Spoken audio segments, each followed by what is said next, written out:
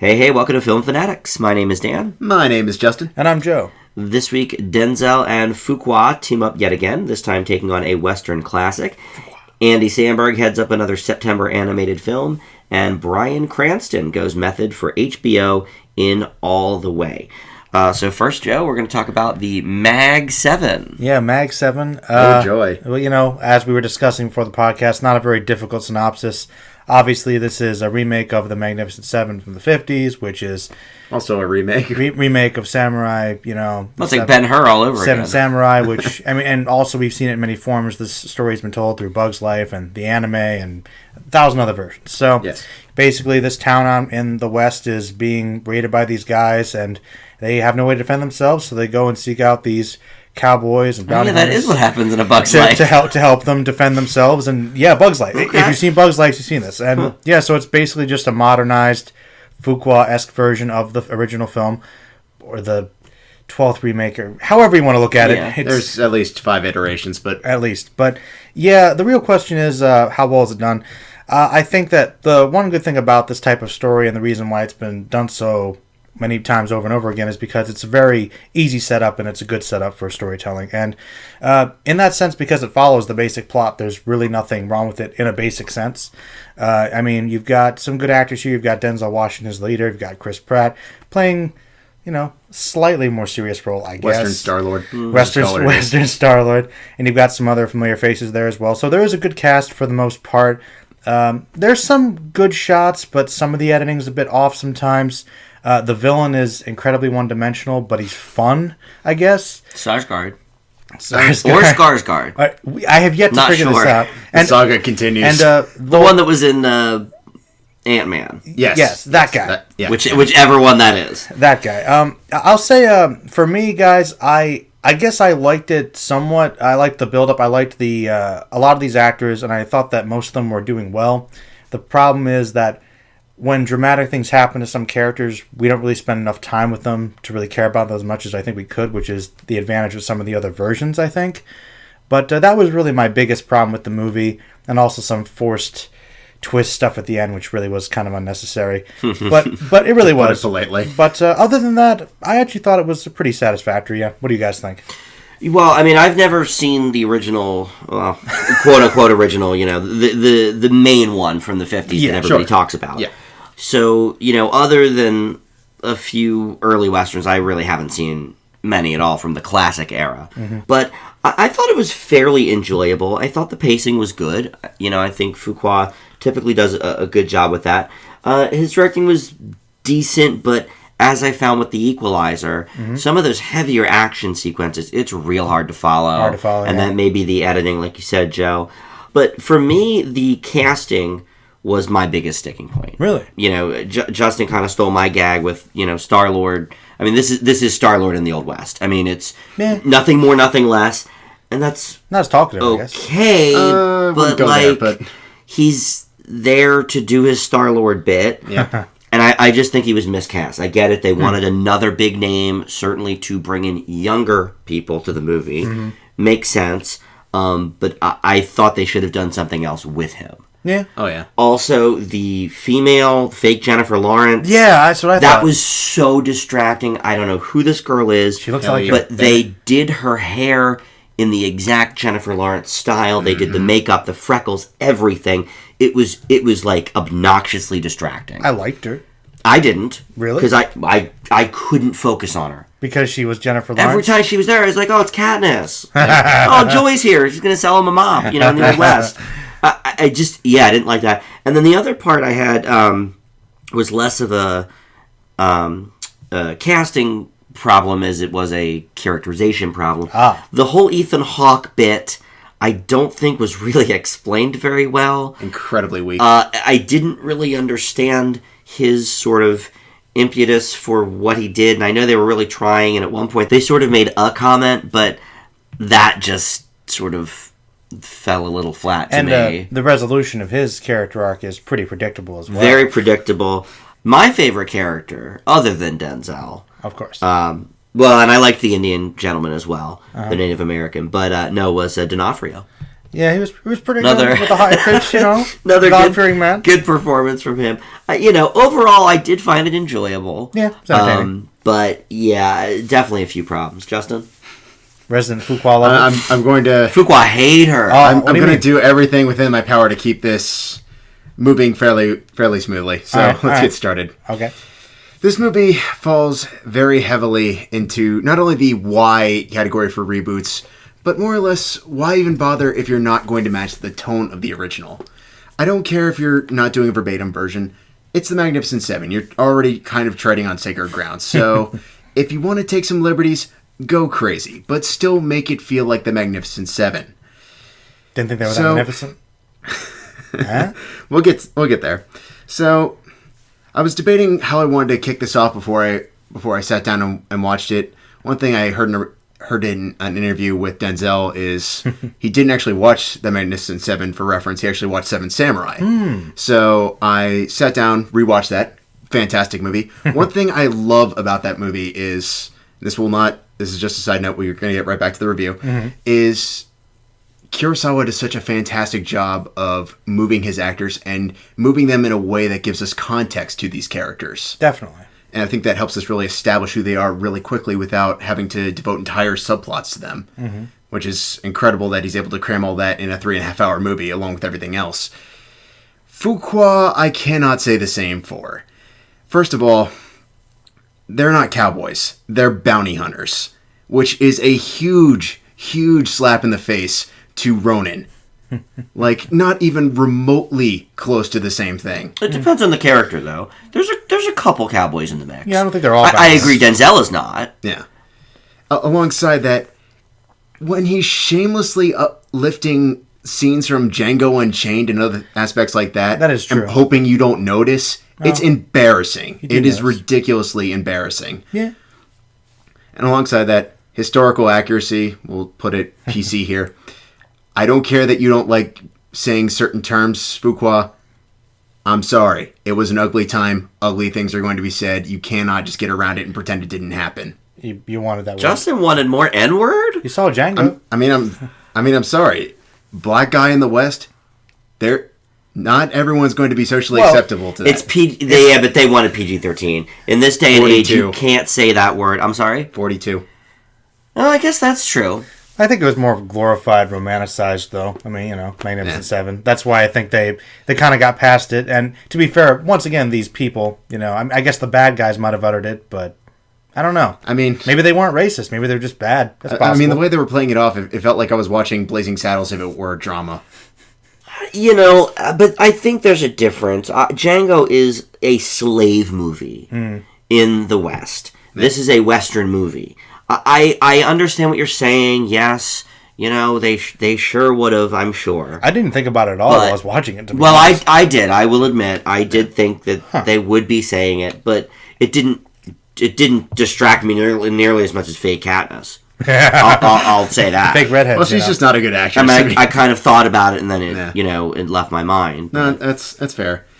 They might not have uttered that word, but I think racism was strongly implied towards the end. Not Hen- really. I mean, sort of in a very, very weak way.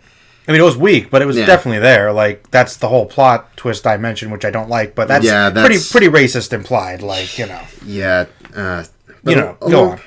But I will give it a credit for this. One credit. It moves really well, which I did enjoy. I can never say I really felt bored with this, which is surprising given the fact that it's 2 hours and 10 minutes. I do respect the diversity angle, but I feel like it handles it in a Fast and the Furious kind of way. Like, hey, we have diversity. Guess what? Most of our diverse characters are borderline caricatures. I do. This is only kind of partially a spoiler, but actually, I'll say this much about the whole diversity thing. I think that the whole, survival aspect of this movie, not everybody lives, obviously Magnificent Seven. I thought it was kind of interesting that, with the exception of maybe one character, the other characters that survived were the least developed and least interesting characters for me. So, I don't know. I thought that was kind of interesting. Fair. And maybe, I don't know. Do you think, Dan, you agree? I can't speak to that without giving spoilers. Okay. Yeah, that's fair. Okay. And, of course, Asian guy knows his ninja, so... Honestly, you hire, what's his name, Bahung Lee, I'm like, whatever. Yeah. Fine. He's got to throw knives at people. Yeah. I liked him. He wasn't the worst character in the movie for me. that was actually... He was kind of caricature-y, but...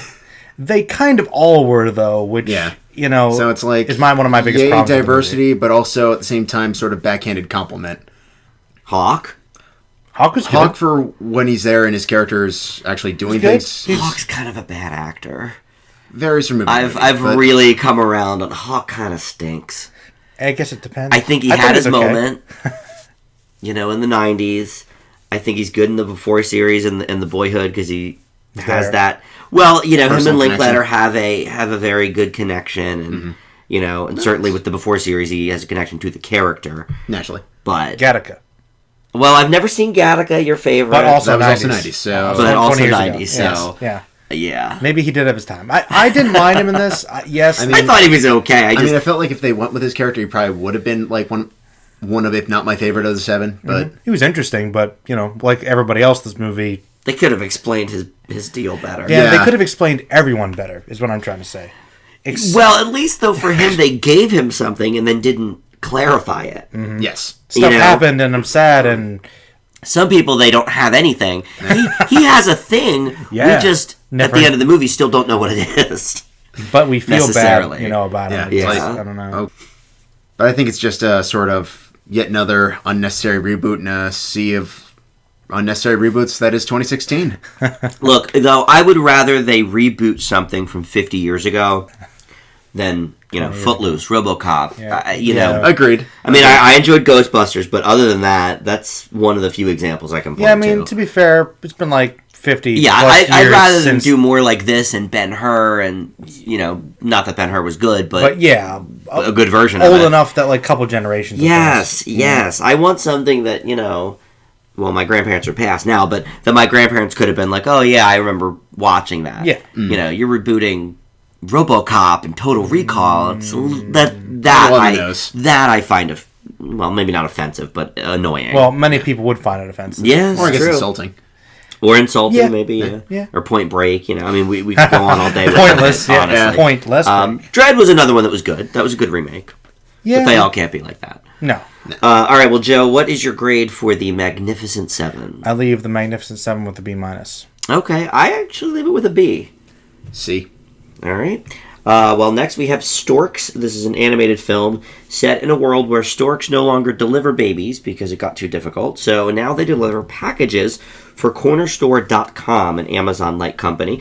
And Andy Samberg voices Junior, the top delivery stork who's about to be promoted to CEO under the condition that he fires an orphaned human that's grown up there in the factory, but is quite accident-prone. Her name's Tulip, voiced by Katie Crown.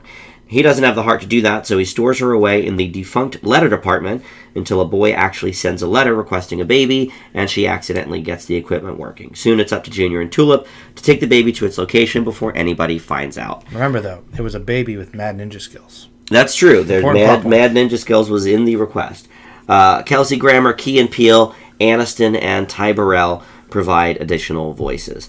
Now, the first thing that struck me about this movie is how downright funny it was. From the trailer, I really expected it to be stupid, unamusing. I didn't even know Andy Samberg actually was in it until we got there. I knew Grammer was in it. You know, I can pick his voice out of a lineup. But other than that, I also thought it was very touching. The end, you know, had a couple of tear-up moments. The pace can be very frenetic at times, but with so many visual gags, it actually reminded me a little bit of some of the old Looney Tunes stuff, like when the wolf pack takes different shapes. Even the animation style there reminded me of like some Wile E. Coyote stuff. You know, I thought that was kind of cool. Of the three of us, I was the least big fan of Angry Birds and The Secret Life of Pets, the two non-Dory movies of the summer, you know, that were real big for kids. You know, and I think I liked them less than many. A lot of people loved that Pets movie. I didn't care for it. This, to me, was much better than either of those. I thought it was hilarious. But what did you guys think? Justin? You hate the cute humor, so I'm intrigued. Yeah, that's... Birds. Little birds. Among a couple different things. So, let's get started. After the Lego movie, I was kind of hoping it was going to spark a second renaissance for Warner Animation. Iron Giant has gotten this cult following, but obviously it wasn't a big success when it came out. Another Aniston hit, though. Another Aniston movie. Yeah, totally. Didn't think about that correlation, but yeah, indeed. As a mom, again. Yeah, Yes. mom again. Correct. One significantly more so than the other, but Much more so, yeah. I feel like Storks was not the one to be leading the charge. You mentioned, Dan, that it was frenetic. I thought it was extremely frenetic, very stop and start. I think out of the cast, Crown is definitely the funniest of the bunch. Though I feel like every scene where it's like trying to go way too far into that, it really suffers, and because of that, it gets so busy that it's hard to keep up with everything. And I feel like it really doesn't find its footing in that regard until we head near the end. There's a really great gag, I think like 20 minutes before it's about to end, but it is a great scene. I'll give you the fact that there are some touching moments. I think it's a little too late, and I think Sandberg's humor quotient is really starting to miss the mark. But Yeah, I really don't think you're a Sandberg fan. I know you've said on the show before you like the older Lonely Island stuff, but I don't think Sandberg's really done anything that you've liked since we started doing the show. Brooklyn Nine-Nine, but obviously we haven't reviewed Well, that. okay. Yeah. True. The animation, I kind of had a love-hate relationship with. Some things I thought were really well done, others not so much. The cute humor, I thought, given the material, some of it was appropriate, some of it was not. But I think it held up well. The problem was just the pace was so stop and start. It was ridiculous at times. It felt there were at least 4 different occasions where I was like, how long is this movie? Because I felt there were some seriously dragging moments. Wow. Yeah. Okay. So, I mean, I just think for Warner trying to like build itself up as an animation studio again, there's a lot of room for improvement with this one. Joe, what was your take on it? Well, I had no desire at all to see this movie. So for me, this was actually much better than I was expecting. You probably wouldn't have seen it if No, I didn't if, get you if into you, it. If you hadn't gotten me into it, Yeah. I wouldn't have even seen it. But I'm glad I did. Honestly, this movie I thought definitely did have some touching moments, which surprised me. Some good story elements, though the main story itself I thought was pretty standard. Well, sure. in a lot of ways, and I would say that there definitely was a pacing issue. I don't think it was like as bad as Justin experienced, but I definitely noticed a couple slower moments. I think what really kept this movie going though was the fact that there was just a lot of gags, and I found most of them to be very funny. Which Much more hit than miss. really impressed me. And I thought the voice work was pretty good. I liked the characters. I thought the concept was kind of unique. My only major problem with the movie actually was kind of the impetus for what was occurring and the villain's motivation and his problems and why he did what he was doing. I know it's a kid's movie, but even in that sense, I'm like, is this really big enough deal for evil megalomania thing? I know it's, you're using somebody, but as defined villains go for a kid's movie, if it wasn't for the performance, it would be just bad villain with plan that doesn't make sense. That was my only negative thing, like throughout it. Like this just shouldn't be happening. Like just Grammer gave us a good Sideshow Bob laugh. he did, and I like I said, I like Grammer in it, but like I said, his plan, it just really he made it much more complicated. Which I guess it was is a little bloated. kind of a Sideshow Bob problem where you make it worse than it probably could have been. Like, oh, you got a problem with doing this instead of delivering babies. Well, then you could just send them on their way and then fix things and nothing happens. But no, evil, destruction, Well, murder. evil corporation, Corporations are bad. CEO, yeah. Even if that were the case, if it was a little more clearly defined, maybe. But I thought the villain was a little hard to get behind. Okay. But that was my only real issue with the movie. Well, I don't think villains are supposed to be easy to get behind. There's a reason they're villains. Depends on the movie. That's True. And all right, how about this? Easier to understand his motivation. Okay. Get behind the motivation. Yeah. From his point as a character. Complicated villain.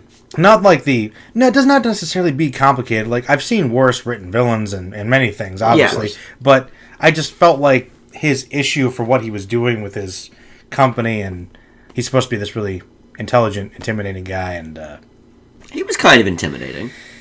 A little bit. Hey, at the end, he got into one of those, like, Iron Man 1 robot suits. things. Yeah.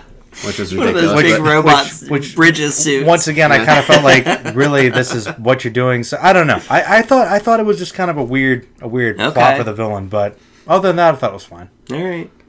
I thought Sandberg did a very good job, yet again. Who's the girl again?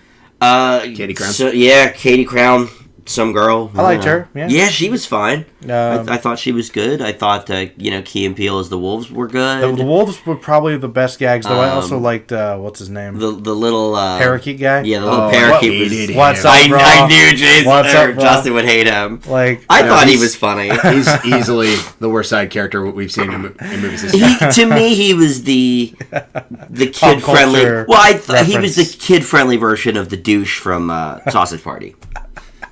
I mean, that he's that kind of a character, but just for kids. I just feel like someone in a studio was like, Joe's "Hey, biggest laugh was from him in that whole movie, Wow. where he did the "How You Like Me Now" bit. Joe I was hated like that scene. Of course you did. Wait. So Joe was rolling about that. So let me get this straight.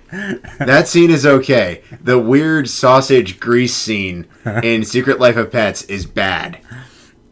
I liked Secret Life of Pets, so Yeah. Okay. I'll speak to that then. That's fine. I don't even remember Yes, a because scene. that was one bizarro scene out of a fairly standard movie. This was full of bizarre gags. The Wolfpack gags were all completely off the wall. but they were consistent. Yeah.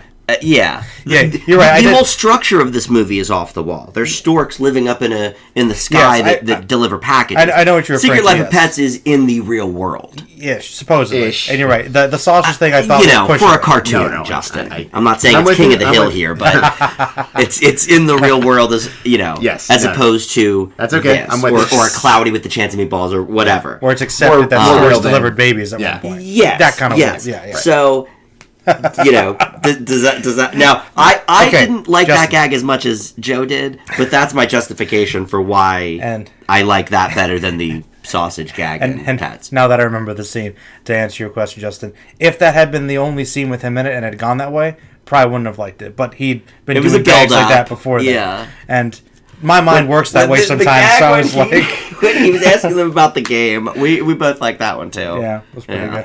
Well, Joe, what's your grade for Storks? Well, it was going to be a little lower, but now that I remember, Now I've reminded you of some good gags. Now that I remember the nominal question mark, it's B plus. I like it. Yeah, it's a B plus for me.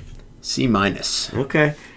Well, finally, we have All the Way. We've been doing a lot of these great HBO movies once they hit DVD, and this is the latest, starring Bryan Cranston. So, Justin, let's hear about it. All right. Justin, tell us if Cranston does indeed go all the way. Well, when doesn't he? He's freaking Zordon, man. But Now he's, yeah.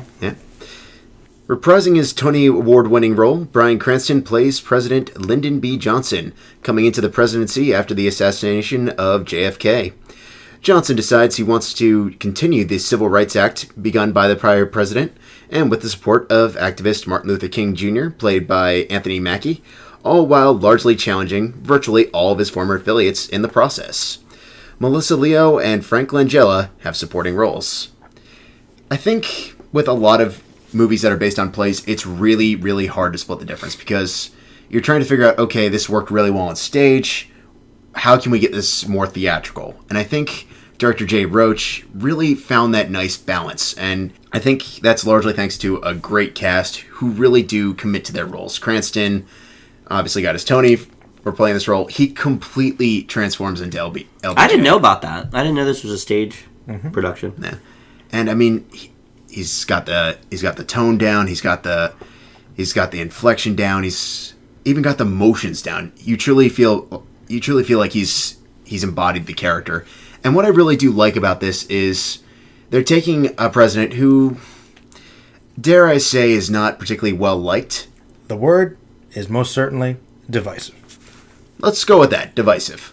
And really try and find ways to sort of get into his psyche. Help us sort of understand what he was going through, that sense of paranoia, that sense of trying to please everybody, and really not managing to please, and really only managing to please certain people, even in the process of trying to please everyone, and how maddening that can absolutely get. I think it walks a very dangerous line of getting repetitive in that regards, but I also think that sort of complements the way occurring. Yeah, what was occurring and how it impacted his character as a whole. And Cranston more than rises to the occasion. I will admit, I'm not 100% sure if Mackie is able to keep up with him at times. The presence, yeah. But I mean, he does a good job. It's just he doesn't do an amazing job. Mm-hmm. It's more like A plus B. Nothing particularly wrong with with his Martin Luther King portrayal. If I hadn't seen Selma, I might have said this was better than I thought it was.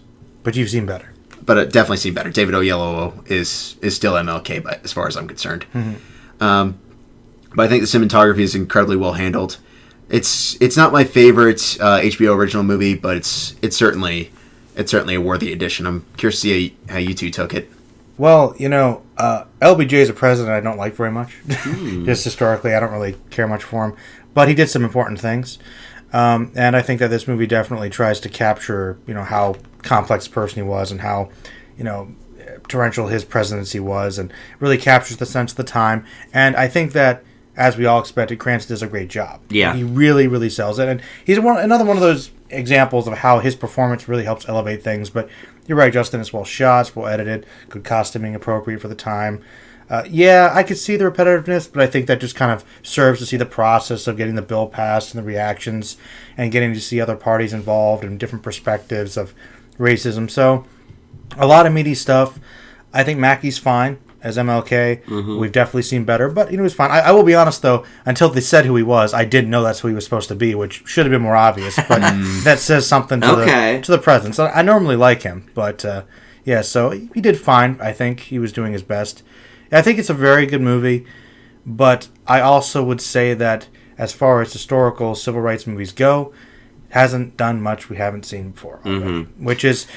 I felt like I almost didn't want to bring up because I feel like it sounds bad to say that about a lot of these types of things, but, we get a lot of these and they all kind of do the same thing. Yeah. Well, and especially, we did just have Selma a year and a half ago, and, Selma takes place shortly after this movie ends. This movie ends basically with with Johnson's second term. Yep. First actual, election, of course. But... yeah, I mean, Cranston's the reason, really, this movie is so good. He elevates everything, like you both said.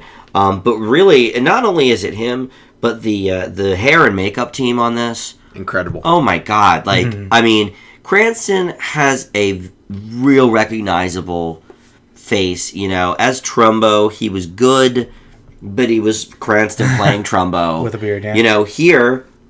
he really is LBJ. I mean, he just embodies this. And it is kind of a shame that Anthony Mackie has to live up to Oyelowo when, the most recent LBJ performance was that John Cusack in The Butler. Wasn't it Lee Schreiber? It was Lee Schreiber. Oh, who was Nixon. Cusack? Oh, Nixon. Right, with that big... phony nose. Well, neither one of those were well done. But Leo Schreiber as well. I mean, of all the memorable Butler performances, I mean, those are the two low tier ones. True. So he didn't really have as much to live up to. I mean, Selma. Say what you will about the film itself, but nobody can deny that was a fantastic performance. So I liked it. I do think it's a little bit long, and I brought this up just. Was it last week when we reviewed Snowden? Melissa Leo is just, every time I see her, I just don't recognize her until about halfway through the movie. There again, hair and makeup, as well plays a factor. Great again. Yeah. So I'm sure HBO will have no problem doing well at the Emmys, with this one. Naturally. But yeah, I agree. It's certainly not top of the heap of HBO films, but very good. Glad we decided to do it. Absolutely. I enjoyed it very much. Joe, what's your grade for All the Way? It's kind of, Pixar type thing. Like, it's not the best, but, it's still HBO, so it's A-. Okay, yeah, it's an A- for me as well. Hey. Okay, very good. Hey. Loving those HBO movies. I mean, they're pretty solid, man. They really are. Hey, I've always been telling people that, right? You have been. Yeah. Always, a couple years, same thing. No, I mean, since the 90s, since, what? We didn't have HBO, but when they would come out on VHS, we would rent them. Yeah, right. If These Walls Could Talk and Q&A. The gay one. The gay one. That wasn't the band played on or whatever. Okay. Yeah, I know what you're talking about. Not Normal Heart. That's a little more recent. Is that what you were going to say? I was actually saying I thought the gay one was If These Walls Could Talk, but No, that was the rape one. Or the... Ooh. Well, anyway, there's a lot of things happening. That's okay. Point being... That's right. Wow. That was in my top 5 of the HBO movies. I remember. Cher was in it and other people. All That's right. why it was great. Hey, before all that plastic surgery when she could really emote Speaking of which, in a movie. before we do end the podcast, one little note. Yeah. And people will appreciate this because there might be more talk of it in the future. Possibly. But I went to Redbox, and I was like sifting through rentals just to see what was there. Could you guys guess what was there? I mean, I was just there today. A couple years ago, you know. Superbad is there now. Face of Love? I don't know. Well, that was- Burlesque was there. Burlesque was yes, there. they added Burlesque back in. I don't know what they pick certain things for. random. Random but things in and there. now they have Superbad there, which is like, okay, They need to that's like cool, up their but volume because it's like just weird. it's like okay, we'll have all the modern stuff, something from 2007. Hitch is there too right now. It's random. Like, can we get? I don't know. Yeah, I don't know what the logic Redbox is, is weird, but okay. all right, Yeah. very good. All right, well that's the show. Odd way to end it, but That was worth talking about. You know. I'll always talk about Burlesque. I know. As we know. So, yeah, you could subscribe to the channel here on YouTube. You could check us out on Facebook, Film Fanatics with an exclamation point. And you can also check out our Twitter feed at Film Fanatics Pod. Yeah, thanks for listening. We'll see you back here next time.